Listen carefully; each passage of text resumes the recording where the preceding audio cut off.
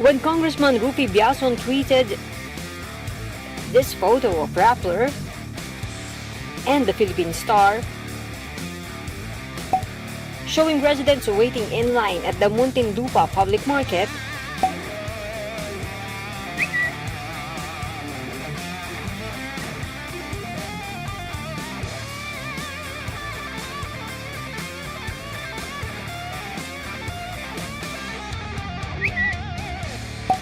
he tried to make it classy when he blasted Rappler.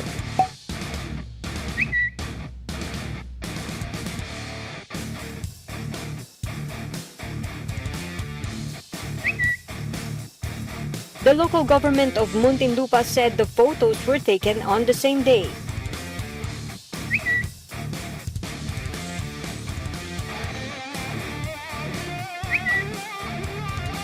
Netizens, however, disputed the city government's claim.